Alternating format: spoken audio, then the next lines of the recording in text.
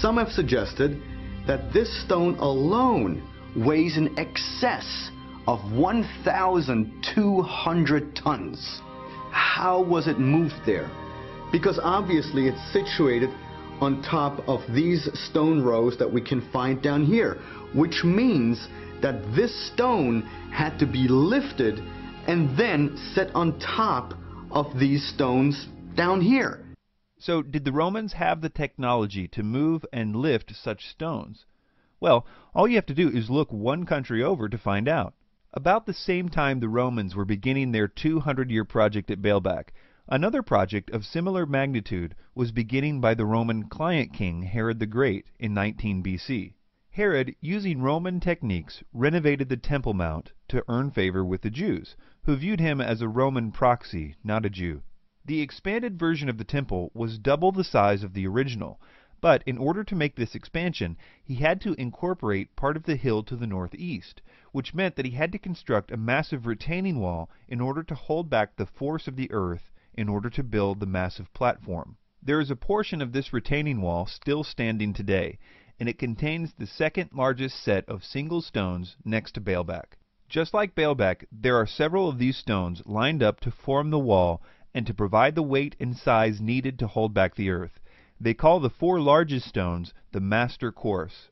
The weight of the heaviest one is 630 tons, only a little over 100 tons less than Baalbek's biggest stone, and no one denies that these stones were cut, moved, and lifted to perfection using Roman and local techniques. As a side note, it's tempting to think that the holes visible in these stones were used for lifting, but these holes were cut after the stones were placed. They were used to hold plaster in place for certain water projects, and only go a few inches deep.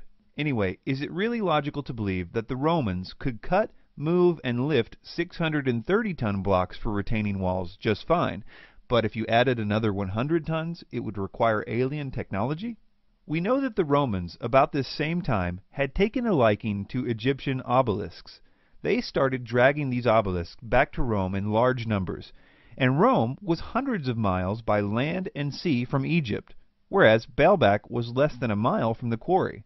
Some of these obelisks were almost 500 tons, so the Romans had a lot of opportunities to get good at moving stones about the same size and shape of the trilithon stones. There are even Roman descriptions of the process of moving obelisks by Marcellinus Comus, as well as reliefs such as the one on the bottom of the Theodosius obelisk in Istanbul.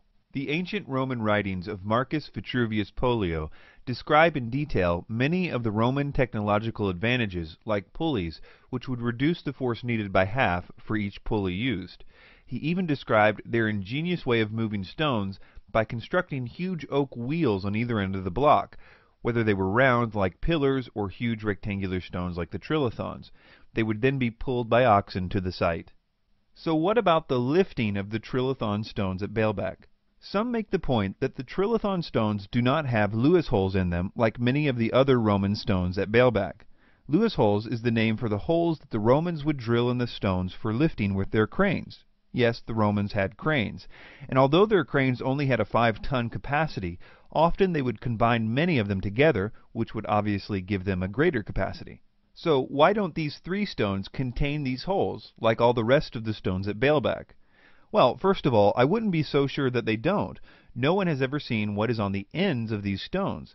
It may very well be that they decided against a straight-up or dead lift of the trilithon stones because of their weight, and instead decided to lift up only one side of the stone. You would really only need to lift it high enough and long enough to get even the smallest brace underneath it, because at that point you would have a number of mechanical advantages and therefore options. For example, watch as this man makes a Stonehenge in his backyard all by himself using a simple counterweight method.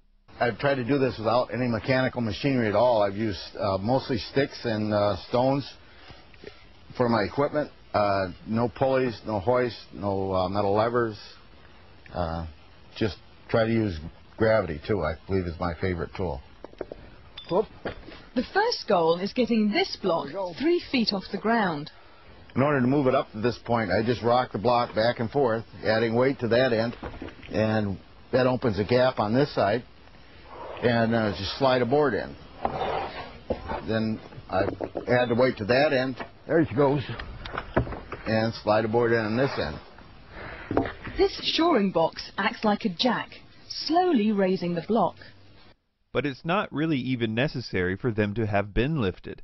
A French paper written by Jean-Pierre Adam meticulously details how the stones could have been moved using the specifications provided by Marcus Vitruvius Pollio by constructing roads underneath the stones on rollers, and the roads were raised to lead to the exact place of their placement, which was easy at Baalbek because of the terrain, so it wouldn't require any lifting, and then using man-powered drums and a system of capstans to pull the stones along the road. This method would have only required 144 workers to accomplish.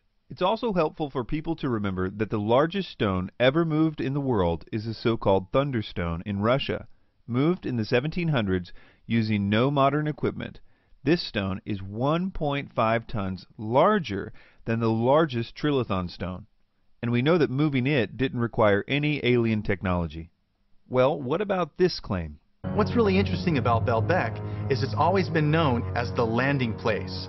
There's an actual text from Sumerian times called the Epic of Gilgamesh. Gilgamesh actually claims to have seen rockets descend and ascend from Baalbek, the landing place.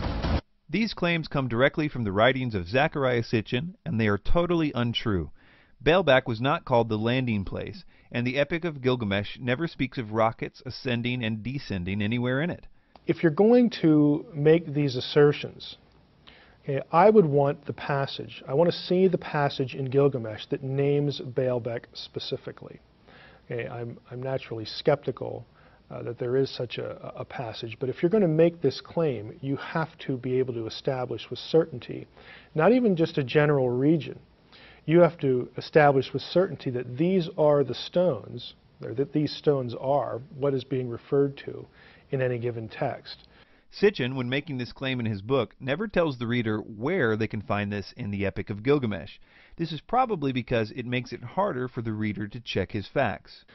Yeah, I have personally found the writings of Sitchin very frustrating from the perspective of a scholar and an academic, which is what I am. It's sort of reflexively what I look for. It's very hard to follow his trail because he just doesn't cite sources. Even if he cites a source, for instance, an ancient text, he doesn't give you sort of the chapter and verse. He doesn't give you the tablet numbers, the line numbers, and I have to look at it and say it's either really lazy or he doesn't want you to be able to check up on him. It's one or the other. I will link the actual section of the Epic as well as a link to the online resources to check the Sumerian text for yourselves at the website ancientaliensdebunked.com. Nowadays, all the Sumerian tablets, including their own dictionaries, are searchable online. Yes, the Sumerians wrote their own extensive and detailed dictionaries, so we don't have to trust Sitchin or anyone else. We can basically just ask the Sumerians what they thought a word meant. And it becomes painfully obvious to anyone that cares enough to look that Sitchin was at best totally incompetent as a translator, and at worst a scam artist. See SitchinIsWrong.com to begin your journey in losing any confidence in the so-called translations of Zechariah Sitchin.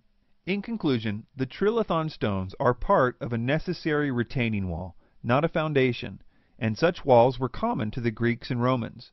The retaining wall was not part of the simple, original, much smaller temple at Baalbek, and we know from other retaining walls of similar size, built by the Romans at the same time and in the same area, that they were more than capable of moving and placing stones of that size and shape, also evidenced by their ability to move obelisks. This is especially true if you gave them over 200 years in which to do it.